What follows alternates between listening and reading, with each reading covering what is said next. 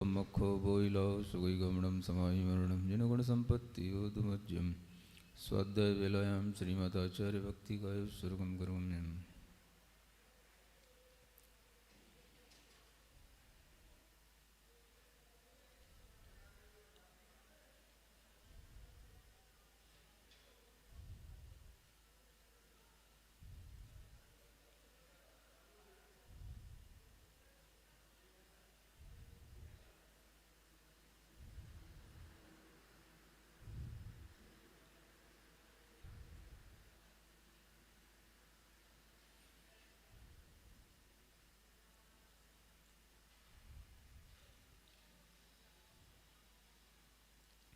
श्रुतजलधिपारिकेभ्यः सुपरमतविभावनापटमतिभ्यः सुचरितपोनिधिभ्यो नमो गुरुभ्यो गुरुगुरुभ्यो छत्तीसगुणसमग्रे पञ्चव्याचारकरणसन्दर्शे शिष्याडग्वकुशले धम्मायिरे सदा वन्दे गुरुवत्ति संयमेन यातरन्ति संसारसागरं घोरं छिन्दन्ति अट्टकम्बं जम्मणमरुडं न पावयन्ति ये नित्यमृतमन्त्रो मुनिरता ध्यानाग्निहोत्राकुला सत्कर्माविरतास्तपोदन्दना साधुक्रिया साधुव शीलप्रावरणा गुणप्रेरणा सुन्दरार्कतेजोदिका मोक्षद्वारकपाटपाटनवटा प्रीणन्तु मां साधु गुरवे पान्तुनो नित्यं ज्ञानदर्शननायका चारित्राणो गम्भीरा मोक्षमार्गोपदेशका इच्छान्वन्ते आयुर्भक्तिकौ सद्गुकौ तस्सालोच्यं सम्मणान् सम्मदंसन संचरजत्ताडं पञ्चव्याचारणम् आयारादिसुदनाणोपदेश्याणो वज्झायाणं तिर्याणगुड्पालड्रयाणं सब्बसावडम् अडिच्चुकालमंचे मी पूजे मी वंदोमी नमस्वामी दुःखको बोइलो सुगैगमनं समाहिमरणं जनगुणसम्पत्तियोगमज्जं जीवमजीवं दव्वं जिणवरवसहेण जेन निर्दिष्टं देवेन्दविन्दवन्दं वन्दे तं सर्वदा शिरसा।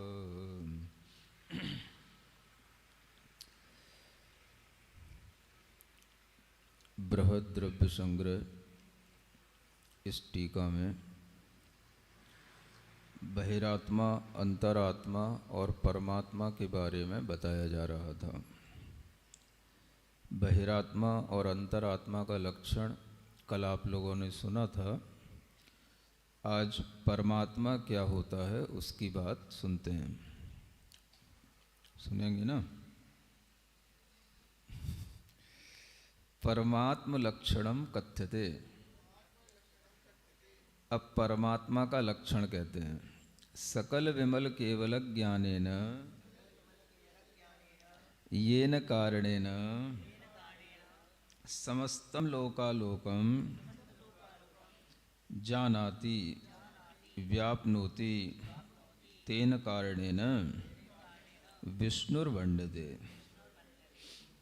यहाँ पर ये बताते हैं कि परमात्मा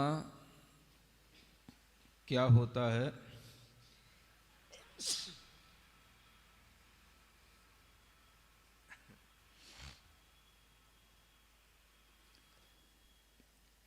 परमात्मा का कई नामों से इस लोक में प्रचलन चलता है ना।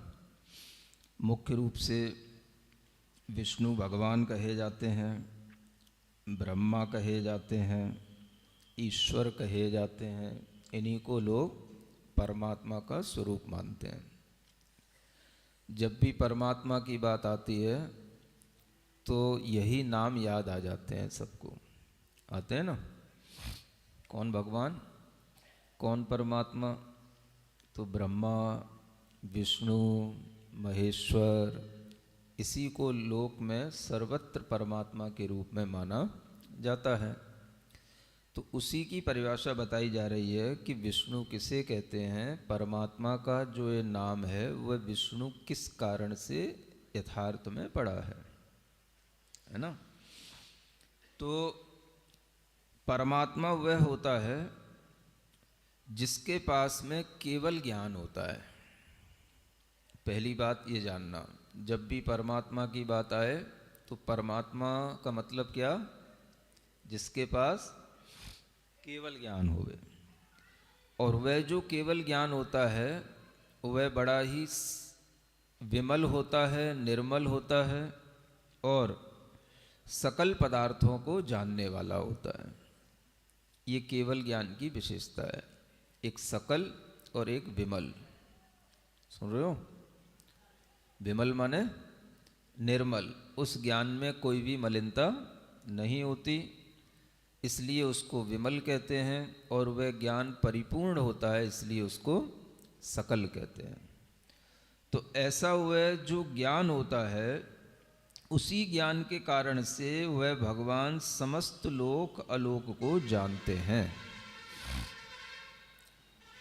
किसको जानते हैं? समस्त लोक अलोक को जानते हैं। लोक में भी जितने पदार्थ हैं उनको भी जानते हैं, और लोक के बाहर जो अलोक है उसको भी जानते हैं। इस कारण से उनका ज्ञान समस्त लोक अलोक में व्याप्त हो जाता है। उनका ज्ञान समस्त लोक अलोक में फैल जाता है। तो उस फैलने के कारण से उन्हें विष्णु कहा जाता है।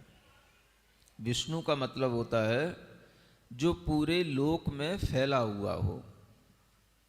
तो लोग ऐसा मानते हैं कि भगवान पूरे लोक में फैला हुआ है। यहाँ ये बताते हैं कि भगवान पूरे लोक में नहीं फैलता, भगवान का ज्ञान पूरे लोक को अपने में समाहित कर लेता है। इसलिए भगवान का ज्ञान पूरे लोक अलोक को जानने वाला होने से उन भगवान को विष्णु भगवान कहा जाता है। समझ आ रहा है? आपका परमात्मा भी विष्णु परमात्मा है। ऐसा नहीं है कि वो विष्णु अलग हैं और आपके विष्णु अलग हैं। समझ आ रहा है? विष्णु का अर्थ समझेंगे तो आपको ये समझ आएगा कि विष्णु का यथार्थ रूप क्या है। विष्णु जो शब्द बनता है वो व्याप्त होने से बनता है, फैलने से बनता है ना। तो लोगों ने ये समझा कि भगवान फैल गया पूरे संसार में, जबकि भगवान नहीं फैले, भगवान का ज्ञान फैल गया और पूरे संसार का ज्ञान उनके ज्ञान में आ गया। इसलिए उन भगवान को विष्णु कहा जाता है, जो अपने केवल ज्ञान से समस्त लोक अलोक को जानते हैं और देखते हैं। तो उनका ज्ञान पूरे लोक में व्यापक हो गया, व्याप्त भी हो गया। इसलिए भगवान का ज्ञान पूरे लोक का व्यापक होने जाने से वह ज्ञान के कारण से उन भगवान को विष्णु कहा जाता है। समझ आ रहा है? तो विष्णु भी हैं। अरिहंत भगवान कैसे हैं? विष्णु भी हैं। सिद्ध भगवान कैसे हैं? विष्णु भी हैं। ये उनका नामांतर है। इसी तरह से परम ब्रह्म संज्ञ निज शुद्ध आत्म भावना समुत्पन्न सुखामृत तृप्तस्य सतः उर्वशी रंभा तिलोत्तमाभिर देवकन्याभि अपि यस्य ब्रह्मचर्य व्रतम न खंडितम स परम ब्रह्म भंडते। समझ में आ रहा है? उन्हीं भगवान को, केवल ज्ञानी भगवान को हम ब्रह्म कहते हैं। ब्रह्मा, ब्रह्मा का मतलब क्या है? परम ब्रह्म। यह संज्ञा निज शुद्ध आत्मा की भावना में से उत्पन्न जो सुखामृत होता है, उससे जो तृप्त होते हैं, उनके लिए परम ब्रह्म कहा जाता है। क्या सुना? परम ब्रह्म किसे कहते हैं? जो निज शुद्ध आत्मा है वही एक तरह से परम ब्रह्म है। और उस परम ब्रह्म में लीन रहने से, उसी के सुखामृत का पान करने से जो अपने आप को संतुष्ट रखते हैं, उसी में रमण करते हैं, वह ब्रह्म में रमण करने वाले परम ब्रह्म, परम हंस इत्यादि नामों से जाने जाते हैं। तो भगवान अपने आप में तृप्त होते हैं, वह परम ब्रह्म कहलाते हैं। और ऐसा होने पर उन्हें हमेशा अपने ब्रह्म में ही चर्या करना होती है। ब्रह्म में जो रमण करते हैं उन्हीं को ब्रह्मचर्य कहते हैं। समझ रहे हैं?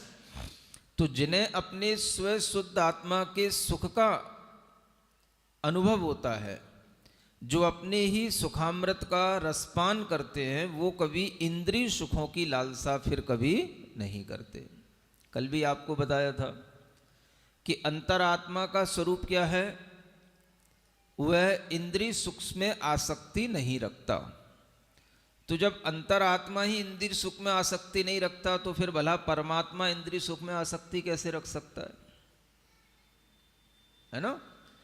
तो जब अंतरात्मा ही इंद्रिय सुखों से दूर होता है, वह आत्मिक सुख के लिए प्रयत्न करता है, तो वही जब परमात्मा बनता है तो फिर उस परमात्मा में कोई भी इंद्रिय सुखों की लालसा कैसे हो सकेगी।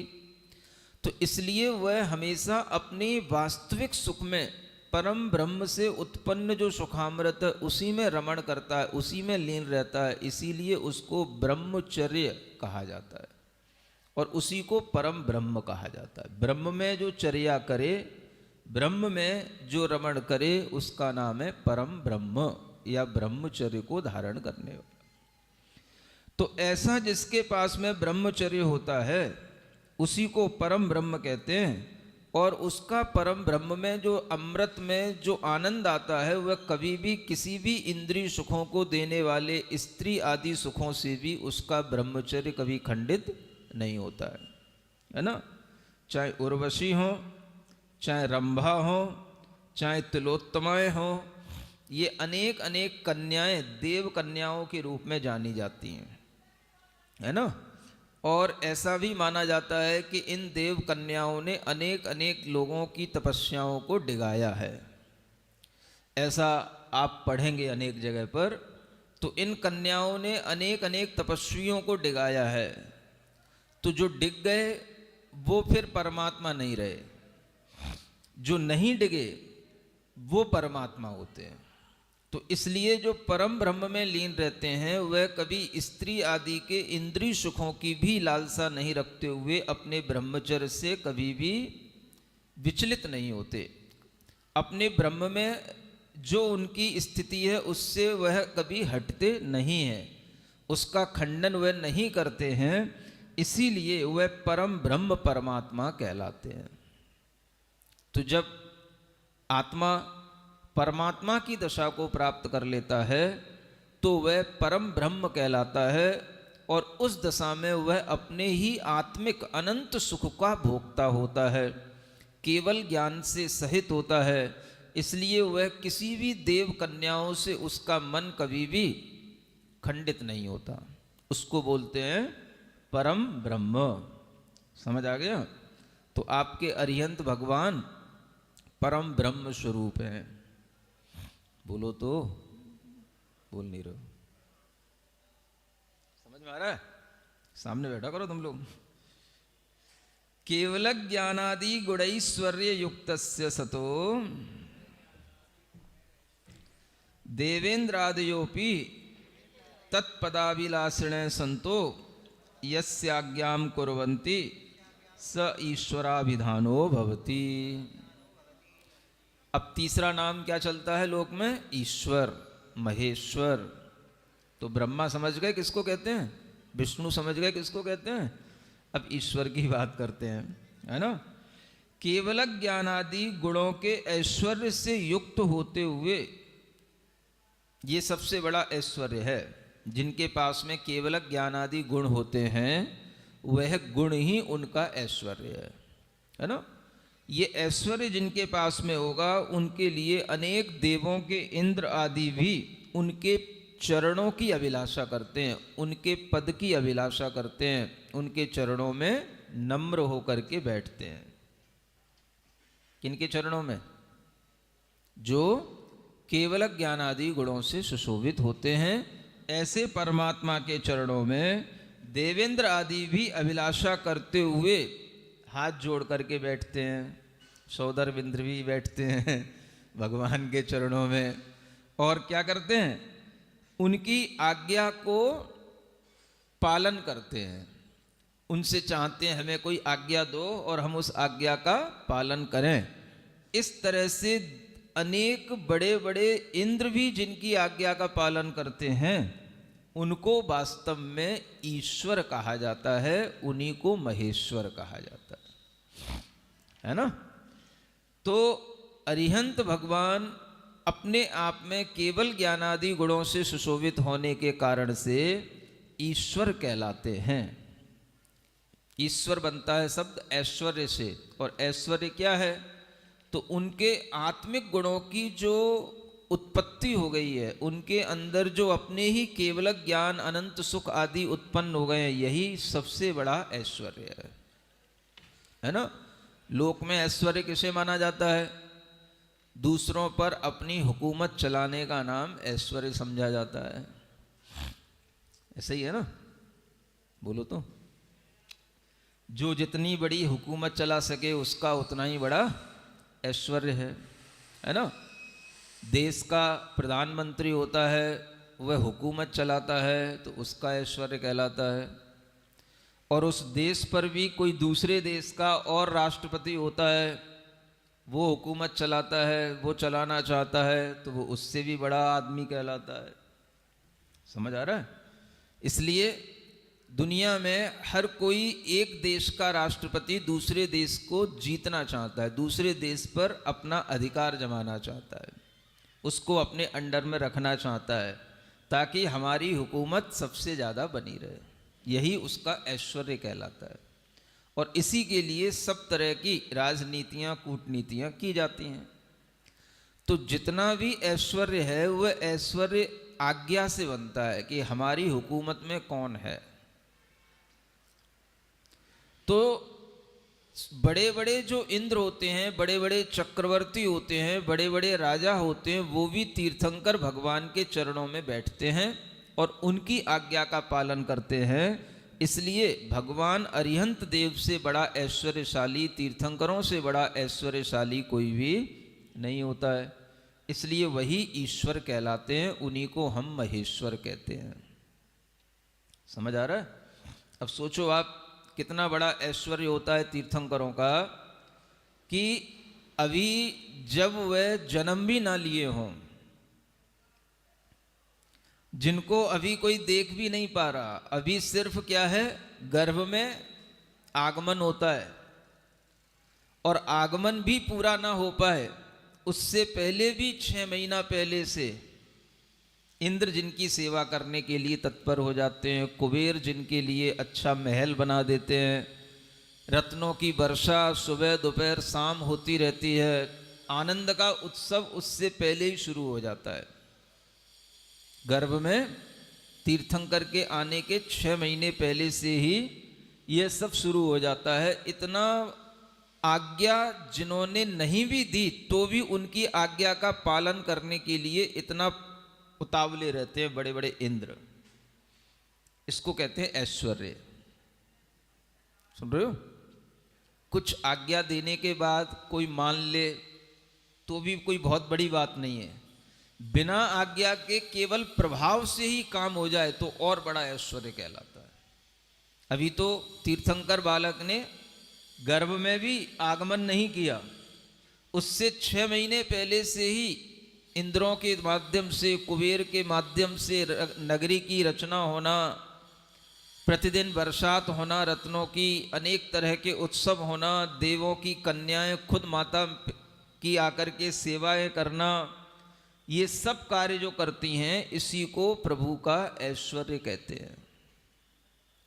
गर्भ में जब इतना ऐश्वर्य है, जन्म के बाद तो फिर कहना ही क्या, और जब अरिहंत परमात्मा बन जाएंगे तब तो कहना ही क्या। सुनते हो।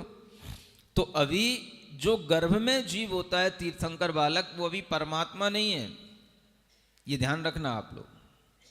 समझ आ रहा है।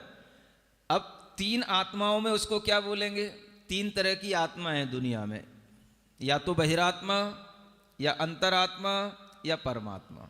अब आप बताओ, जब तक वह गर्भ में नहीं आया जीव, या गर्भ में आ गया, या जन्म उसका हो गया, तब तक वह क्या है, सब कौन सा आत्मा है वो, है ना। अभी है देखो, कोई बहिरात्मा कह रहा है, कोई अंतरात्मा कह रहा है। इसका मतलब है आप लोगों को धर्म की कोई ABCD ना आती है, ना आप जानना चाहते हैं, है ना।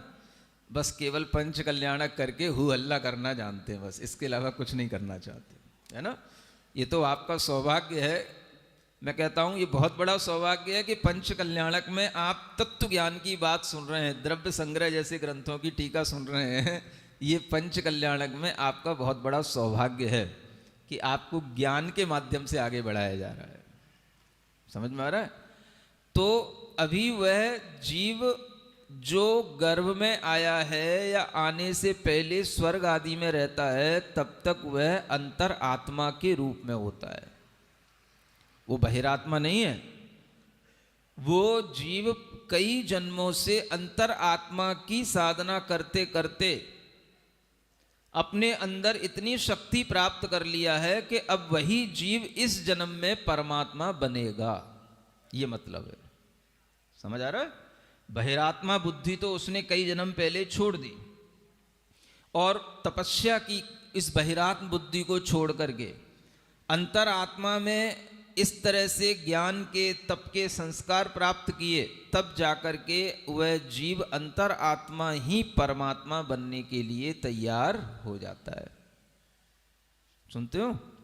तो जो जीव गर्भ में आ रहा है वह ना अभी बहिरात्मा है और ना वो परमात्मा है। क्या है? हाँ, अभी थोड़ा सा शांति से बैठ जाओ। तो ऐसा वह अंतर आत्मा ही परमात्मा बनेगा, इससे ये समझना चाहिए। गर्भ कल्याणक में जीव क्या है? अंतरात्मा। जन्म कल्याणक होगा तब भी क्या है? अंतरात्मा। तप कल्याणक हो जाएगा तब भी क्या है? अंतरात्मा। इतना सीख लो तो बहुत कुछ सीखने को मिल जाएगा, है ना। तप कल्याणक में भी वो अंतरात्मा है ना। लेकिन तप कल्याणक होने के बाद उसकी अंतरात्मा की क्वालिटी, जो कल 3 तरह की क्वालिटी बताई थी, वो तीसरे प्रकार की क्वालिटी वाला वो अंतरात्मा होगा, उत्कृष्ट अंतरात्मा। और फिर वही अंतरात्मा, उस उत्कृष्ट अंतरात्मा से ही जब वह ज्ञान कल्याणक को प्राप्त होगा तब कहलाएगा परमात्मा, और मोक्ष कल्याणक को प्राप्त हो जाएगा तब भी कहलाएगा परमात्मा। समझ आ रहा है? तो पंच कल्याणक में कितने कल्याणकों तक अंतरात्मा? 3 कल्याणकों तक अंतरात्मा और 2 कल्याणकों में परमात्मा। समझ में आ रहा है? ये ध्यान में रखोगे तो आपको पूरी प्रोसेस समझ में आएगी कि कैसे कोई जीव बहिरात्मा से अंतरात्मा बन करके परमात्मा बनता है। समझ आ रहा है? तो बहिरात्मा तो वह पहले ही छूट चुका है, वो पिछले जन्मों से ही बहिरात्मपने को छोड़ करके अंतरात्मा होकर के अभी अंतरात्मा की तैयारी के माध्यम से ही अब इसका जीवन लास्ट का है बस, जिसमें वो परमात्मा बन जाएगा। लेकिन तब तक भी वो परमात्मा नहीं कहलाएगा जब तक कि उसे केवल ज्ञान से संपन्नता न हो जाए। तो केवल ज्ञान जो होता है यही सबसे बड़ा ऐश्वर्य होता है। इसी के कारण से वो विष्णु कहलाते हैं, इसी के कारण से वो ब्रह्म बन जाते हैं, परम ब्रह्म हो जाते हैं, इसी के कारण से वह ईश्वर या महेश्वर कहलाते हैं, क्योंकि इंद्र आदि भी उनकी आज्ञा का पालन करने के लिए हमेशा तत्पर रहते हैं। समझ आया? ये तीनों नाम किनके हो गए? परमात्मा के ही तीनों नाम हैं। लेकिन रियल फॉर्म में उनको समझना तो ऐसे समझना, है ना। केवल ज्ञान शब्दवाच्यम गतम ज्ञानम यस्य स सुगतः। देखो, नाम कोई भी कोई सा रख ले, है ना। दुनिया में यही होता है, हर व्यक्ति अपनी अपनी ब्रांड बनाता है और एक अच्छा नाम चुनता है और फिर उस नाम के अनुसार ही जो है अपनी ब्रांड को आगे बढ़ाता है। और क्वालिटी उसके पास वैसी नहीं होती है, लेकिन वो नाम उस जैसा रख लेता है जिससे कि उसका नाम भी उसी परंपरा में जुड़ जाए या उसी क्वालिटी के साथ जुड़ जाए। समझ में आ रहा है ना। तो इसी तरीके से जितने भी नाम भगवान के सुनने में आपको वर्तमान में आते हैं, चाहे ब्रह्मा हो, विष्णु हो, महेश्वर हो, बुद्ध हो, ये सब नाम रियल में तो भगवान के उस केवल ज्ञान से जुड़े हुए हैं। और जो उस केवल ज्ञान से सहित नहीं है, फिर भी अगर लोक में किसी भी तरीके से प्रचलित हैं, तो यह नामों के माध्यम से उनका प्रचलन हो गया। लेकिन वास्तव में देखा जाए तो जो लोग क्वालिटी को देखते हैं, वो लोग रियलिटी के पास पहुंच जाते हैं। क्या बोला? क्वालिटी को पकड़ोगे तो रियलिटी के पास पहुंच जाओगे। ओरिजिनलिटी आपकी बनी रहेगी अगर आप क्वालिटी पर ध्यान दोगे। केवल नेम पर ध्यान दोगे तो आपका कनेक्शन ओरिजिनलिटी से नहीं होगा, रियलिटी से नहीं होगा। क्वालिटी को देखोगे तो रियलिटी से होगा। समझ आता है? कोई भी दुनिया में कंपनी चलती है, नई ब्रांड आती है, मान लो पहले एक निरमा सर्फ आता था, समझ आ रहा है ना? निरमा शुरू हुआ, अभी भी चलता है ना। हाँ, अब मान लो किसी ने निरमा सर्फ एक अपना ब्रांड नेम निकाल दिया। उसने तो चलो ओरिजिनली कोई काम शुरू किया था, उसने तो एक नया डिटर्जेंट देना शुरू किया, है ना। उसके बाद में फिर कितने शुरू हो गए, और किसी ने ऐसे भी नाम रख लेते, जैसे उसने लिखा निरमा तो वो रख लेगा नीरमा, लेकिन पढ़ने में आएगा वो नीरमा, निरमा ही। थोड़ा सा चेंज हो गया ना, है? अच्छा, बिस्लरी के भी ढेर सारे लेवल आते हैं, सबके ही आते हैं। हाँ, बिलसरी कर दिया तो बिस्लरी का वो बिलसरी हो गया। तो कोई भी क्वालिटी जो होती है वो एक बार कोई जनरेट करता है तो ओरिजिनलिटी तो एक जगह होगी, बाकी सब तो फिर उसकी कॉपी हो जाती है। तो उसके नाम का सहारा लेकर के लोग अपनी फिर दुकानें चलाने लग जाते हैं। समझ में आ रहा है? जो पॉपुलर हो जाता है तो उसी के ही जो है पैरेलल में बहुत सारी ब्रांडेड अपने आप शुरू हो जाती हैं। ये दुनिया का नियम है। लेकिन जो व्यक्ति क्वालिटी को फोकस करता है वो जानता है कि भाई ये ओरिजिनलिटी कहां पर है। समझ में आ रहा है? इसी तरीके से ये सब नाम हैं। एक नाम चलता है सुगत, जिसको बुद्ध कहते हैं, बुद्ध, है ना। बुद्ध कहां से बनेंगे? केवल ज्ञान शब्द के द्वारा जो ज्ञान होता है, उस जो ज्ञान जाना जाता है, या जो ज्ञान केवल ज्ञान के साथ जुड़ा हुआ है, वही सुगत कहलाता है। माने जो सब जगह जाने वाला ज्ञान हो उसका नाम ही केवल ज्ञान है। तो जिनके पास केवल ज्ञान नहीं भी होता है तो उनने नाम क्या रख लिया? सुगत। जबकि ये सब ओरिजिनल परमात्मा के नाम थे। समझ आ रहा है? अब वो ओरिजिनल परमात्मा के नाम जैन लोग तो बस केवल अरिहंत अरिहंत अरिहंत रट लगा के रह गए, और जितने ढेर सारे नाम थे वो दूसरे दूसरे लोगों ने अपने अपने पकड़ लिए और उनने अपनी अपनी अलग उसकी पॉपुलैरिटी बना ली। नहीं समझ में आया? एक व्यक्ति के अगर 10 नाम हो और आप केवल एक नाम को पकड़े रह गए तो बाकी के 9 नाम का फायदा किसी दूसरे ने उठा लिया। लेकिन अगर आप क्वालिटी को पकड़ोगे तो आपको सही चीज पकड़ में आएगी। इसलिए जैन धर्म में नाम से परमात्मा नहीं होता, क्वालिटी से परमात्मा कहा गया। णमो अरिहंताड़म, ये कोई नाम नहीं है अरिहंत, ये क्वालिटी का नाम है। जिनके पास में केवल ज्ञान है वो अरहंत है। आता है समझ में? इसलिए जो क्वालिटी की तरफ दौड़ता है, क्वालिटी को पकड़ता है, वह कभी भी भ्रमित नहीं होता। कितनी ही दुनिया में लोगों की ब्रांडें हो, कितनी भी तरह की पॉपुलैरिटी किन्हीं लोगों की हो। समझ आ रहा है? णमो सिद्धाड़म, सिद्ध कोई नाम नहीं है, ये क्या है? जो पूर्ण रूप से शुद्ध हो गए उन्हीं का नाम सिद्ध है। तो कोई भी आत्मा जो गुणों से युक्त हो जाता है वह अरिहंत, सिद्ध आदि के रूप में व्यवस्थित हो जाता है। समझ आ रहा है? णमो आयरी आड़म, आचार्य भी कोई नाम नहीं है। नहीं समझ में आ रहा? गुण जिनके पास में है वो आचार्य होते हैं। हमारी बुद्धि उल्टी चलती है। नहीं समझ में आ रहा है? गुण जिनके पास में है वो आचार्य हैं, गुण जिनके पास में है वो साधु हैं, गुण जिनके पास में है वो अरिहंत हैं। अगर हम केवल नाम को ही देखते हैं, नाम पर ही फोकस करते हैं, तो हम अपने धर्म से, जो हमें तीर्थंकरों ने बताया कि गुणों की ओर देखो, उससे हट जाते हैं हम, और फिर हम नाम के चक्कर में भ्रमित हो जाते हैं, इधर उधर की बातों में पड़ जाते हैं। समझ आ रहा है? तो इसी तरीके से यह सुगत नाम भी किसका है?